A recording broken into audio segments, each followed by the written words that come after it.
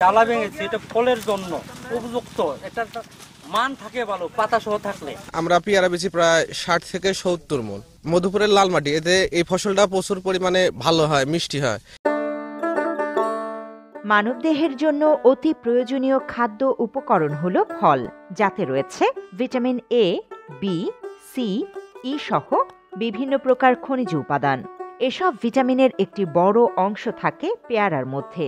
কথিত আছে, একটি পেয়ারায় 4টি আপেল ও 4টি কমলা লেবুর সমান পুষ্টিগুণ রয়েছে। এর মধ্যে সবচেয়ে বেশি রয়েছে ভিটামিন সি। এছাড়াও পটাশিয়াম, ক্যালসিয়াম, ফাইবার ও খনিজ উপাদান রয়েছে সহজলভ্য পেয়ারার মধ্যে। সেই পেয়ারা বাণিজ্যিকভাবে চাষ হচ্ছে টাঙ্গাইলের পাহাড়ি অঞ্চলগুলোতে। অল্প পুঁজিতে বেশি লাভ হওয়ায় জেলার বেশিরভাগ চাষিরা ঝুঁকছেন চাষাবাদের দিকে। চাষাবাদ বাড়ায় চলতি মৌসুমে শুধু পাহাড়ি অঞ্চলে প্রায় 50 কোটি টাকারও বেশি পেয়ারা উৎপাদন হওয়ার আশা জেলার বেশিরভাগ চাষিদের। জেলার পাহাড়ি অঞ্চল মধুপুর, ঘাটাইল আর সখীপুরের পতিত লাল মাটিতে এখন বাণিজ্যিক পেয়ারার স্বর্গভূমি। এতে চলতি মৌসুমে প্রায় 8,350 মেট্রিক টন পেয়ারা উৎপাদন আশা করছে কৃষি বিভাগ।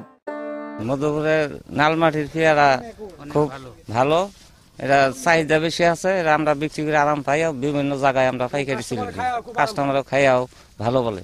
এখানে বিগত 7 বছর ধরে আছি, আর এখানে আমার দায়িত্ব হলো এই জায়গার যত হিসাব পাতিগুলো আছে, এক কথায় প্রতিদিন যে বিক্রি পর্যায়ে হয়, তারপরে যে লেবারগুলো পরিচালনা করা হয়, এদের প্রতিদিনের খরচ, বাজার খরচ টোটালি আমার দায়িত্ব আছে। মাত্র 30% টাকায় জমির মালিক হয়ে নতুন বাংলাদেশের গড়ে তোলার স্বপ্ন দেখা বাংলা বসতি।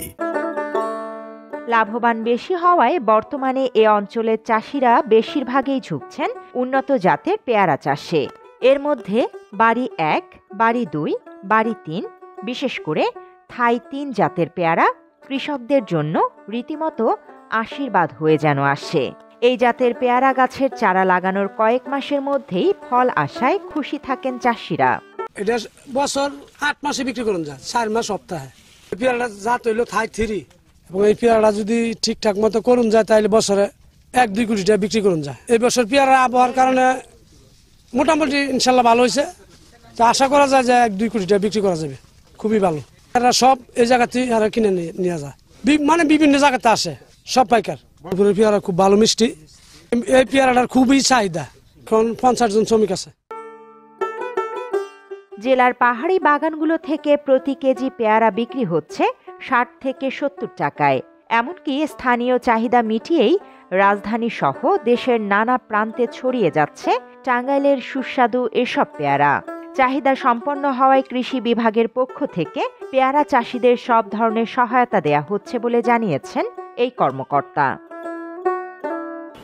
মধুপুর, ঘাটাইল, এমনকি আমাদের কালীহাটি, নাগরপুর এলাকাতেও ভালো পেয়ারার আবাদ হচ্ছে। বিশেষ করে আমাদের যে সমস্ত জাতগুলো, উন্নত জাতগুলো, বাড়ি পেয়ারা 1, 2, ইপসা পেয়ারা 3, 4, থাই পেয়ারা, সিডলেস, এই সমস্ত জাতগুলো আমরা কৃষকদেরকে বিভিন্ন প্রকল্পের আওতায় প্রদর্শনীর মাধ্যমে আমরা বিতরণ করে থাকি।